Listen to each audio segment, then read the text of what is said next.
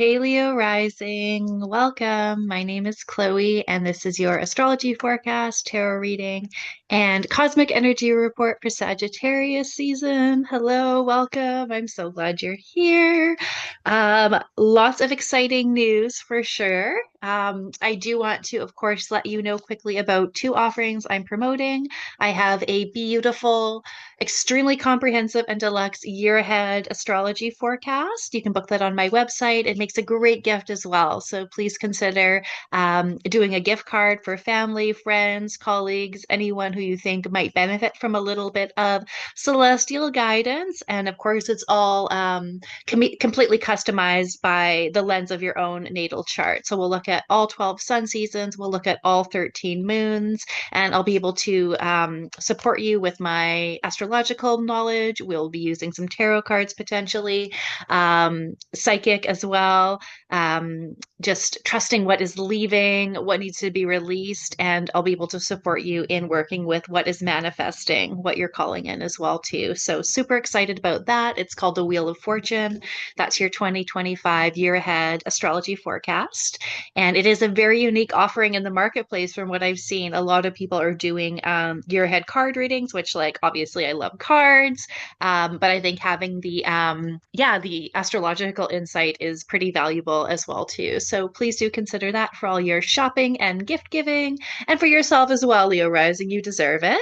The other offering I'm promoting is I'll be hosting a dark moon circle on the Scorpio dark moon, which falls on November 28th. This will be online over Zoom if you feel called to attend. The dark moon is absolutely my favorite moon phase. It's all about resting and healing and really like emptying out and releasing before the new moon energy hits and we're all like growing and manifesting and accumulating. So the fact that it is in Scorpio feels super aligned. I don't always host a dark moon circle, but definitely feeling called to this month. We'll be working with the goddess Lilith. We'll have elemental support. I'll be speaking to the current astrology. And these groups are typically, how do I want to say this? Very confidential, very private, very discerning. Yeah, small group for sure. So if you're interested, send me a message or you can book that on my website. So let's get into your reading, Leo Rising. Okay, so Sagittarius season activates your fifth house. Um, Fifth house and 11th house. So you have that axis of like power and altruism. You know, the Leo Aquarius axis is definitely yeah, definitely one of the trickier ones for sure, but you are, embodying this energy. This comes natural for you. So certainly nothing to be afraid of, but yeah, like the cards that we have, it's funny because like death and the star.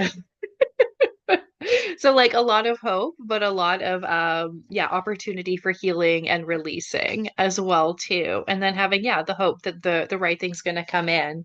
Um so astrologically, something that we're all working with right now is this Jupiter Mercury opposition, right? The sun has moved into Sagittarius. Mercury is also in Sagittarius. That's in our fifth house. And of course, this is opposing Jupiter in Gemini right now, which falls in our 11th house. So I like the Sagittarius Gemini axis. I think like it's definitely one of those that you can see they're not really opposites, like they're very much sister signs, like teaching and learning, right? Like it's pretty harmonious axis. So I mean, I don't mind it. I mean, they all come with their challenges, especially when like you get into like the shadows and stuff like that. But the other really cool thing is like Mercury is in Sagittarius and Jupiter is in Gemini. And Jupiter is Sagittarius's planet.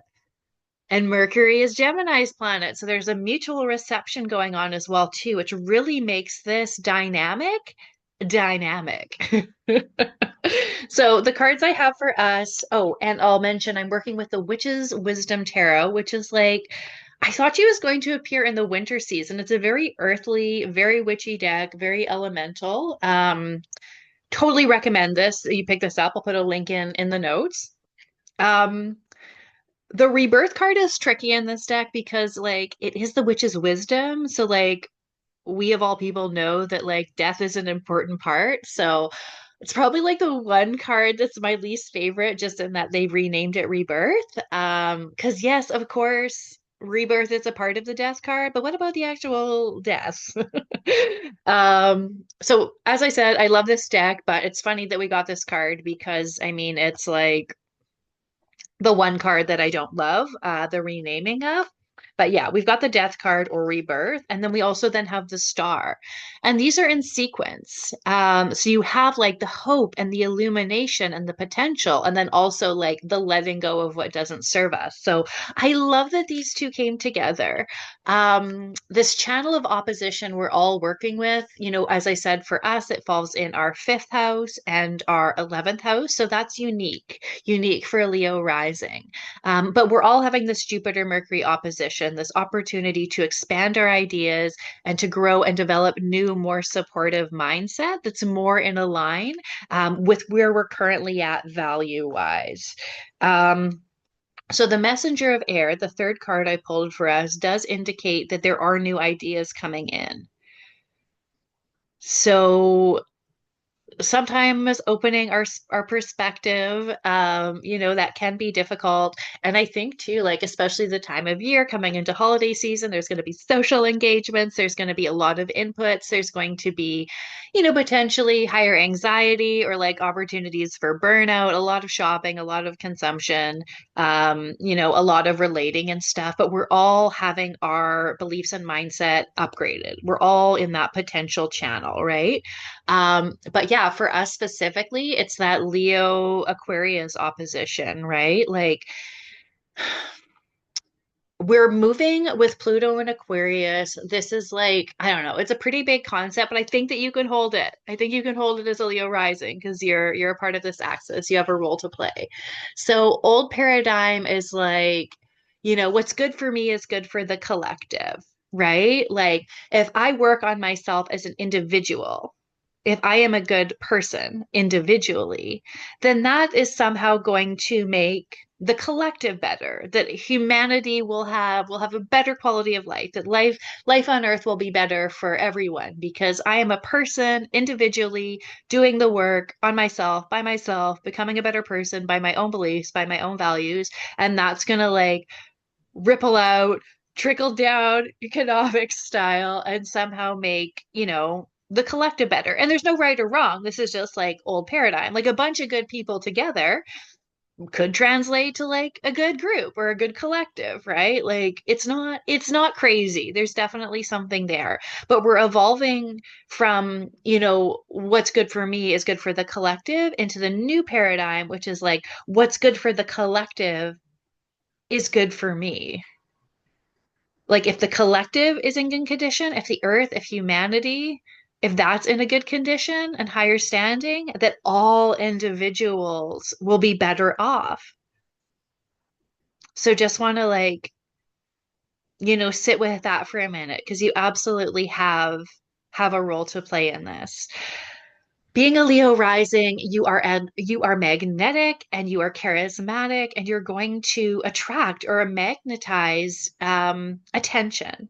So using the popularity for good and not evil is like a big invitation for you throughout this lifetime. So when you have the spotlight on you, shining the spotlight on what you believe, because we are still individuals. Like Leo is still very much an individual, Aquarius is the collective, like shining that spotlight on humanities, on causes that you believe in, right? Like taking that attention that you get and reflecting it, deflecting it um onto an area that needs attention, like for the collective well-being. Because we know if we protect marginalized people, if we're able to support and lift up those who have been, impacted by systematic oppression, that we all do better, right? Like I was speaking to someone who is in like a pretty male dominated industry, and they're like there's lots of incentives to like bring in, women into like this industry, into this workplace, right? um And the whole idea of the campaign is like, if we can make the job site safer for women, they'll be safer for everyone. Like everyone will benefit. If we can get up to that level where we're like supporting, women in a male-dominated industry, everyone will receive more support. Like everyone's going to benefit from that sort of thing, right? So that's just one analogy, but I think it's a really good and really simple analogy that's like pretty easy for most people to understand, right? So I'm gonna say like definitely invitation to use your popularity for good and not evil. Which I know like the higher frequency of Leo is obviously like heart-led, heart-centered, right? So like I'm not suggesting you've been using your powers for evil, but sometimes we can be in our shadow. It definitely happens, right? Power can absolutely corrupt. So depending on your circumstances, you may have I've been experiencing some of the Leo shadow, right? Not just some of the Leo light, but that there's major power, major opportunity there. So yeah, let's just like allow that potential to come in, right? Understanding that there's this massive opportunity for growth in mindset and evolution of beliefs, and that's for everyone. And for us, it's very much this channel or axis of I want to say like the self and other, because that's more so like the first and the seventh house or Aries and Libra. But I don't know, being like air and fire, there's definitely some things in common too. Like, Leo is royalty and they have this like influence. And then like Aquarius is more like working behind the scenes. So like they do inform each other, they do support each other. So having the awareness to know that this is coming, that you're going to have opportunities to think about not just like new ways of doing and being, but it's rewiring the beliefs. It's intellectual, it's mindset, it's like what's in your heart, what are your values, how can I embody this, and how can I think in a way that's in a line with what I actually know in my heart and like my Leo heart, what is the greatest good here, and focusing efforts into collective well-being or serving those who have systematically been underserved, and then trusting that then the all individuals are going to benefit from that, right? So it's a pretty exciting time we're living in. By the time you're watching this, Pluto's going to be moving into Aquarius. So there's like, yeah, a lot of work ahead of us, but it's definitely for the greater good. And I don't think that like being in the revolution is going to be particularly like comfortable or euphoric. But we're doing this for future generations.